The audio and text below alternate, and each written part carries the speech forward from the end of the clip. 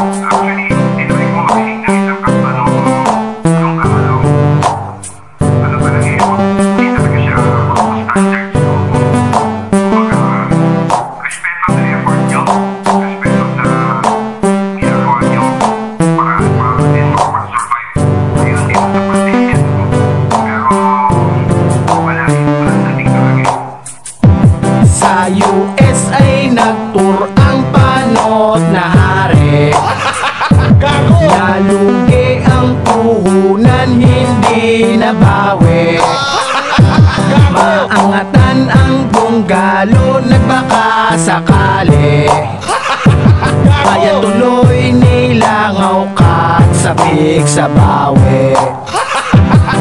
Nasaan na ang million views? Bakit konti lang ang tao? Hindi ba umubra pagiging hari ng tugma mo? Nilait mo dunggalo, sabi pang talipa pa. Kaya mga sinabi mo, sampal ngayon sa iyong mukha. Ngayon sinong kahiya at nilangaw ang event? Sa kasikatan masyado ka kasing naging confident. Hindi ba sikat ka? Bakit ticket hindi bumenta? Sa concert ay dumalo, bakit higit lang sa 50? Ang poster mo, dinidikit na lang doon sa bakery. At nagbabaka sakaling sa ticket may bumili. Entertainment ang hanap ng OFW, tanga. Hindi multi at honorine para sila'y mapasaya. Doon sa ibang bansa, skill mo wag mo nang i-flex. Hindi lahat ng nanonood sa inyo ay bagets. Hindi lahat nakakagets, siguro naman ay gets mo na. Tugtugan mo ay hindi nila ganon kakilala. YouTube rapper ka lang at hindi ka pang abroad. Kaya yaan ang itatak mo dyan sa ulo mong panot. Hindi pa tapos ang tour, nais nang pauwiin. Na leche kasi ang plan, venue di kayang punuin. Na-cancel ang mga show, nalugi na ang producer. Hindi na lang sana kinuha tulad nyo na rapper. Mutulo na lang,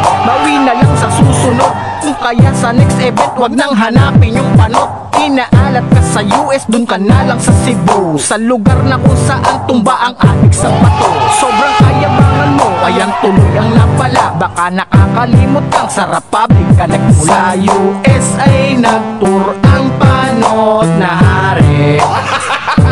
Nalugi ang puhunan, hindi nabawi. Maangatan ang bunggalo, nagbaka sakali. Kaya tuloy nilangaw ka at sabik sa bawi. Sa USA nagtour ang panot na hari. Nalugi ang puhunan, hindi nabawi. Maangatan ang bunggalo, nagbaka sakali. Kaya tuloy nilangaw ka at sabik sa bawi.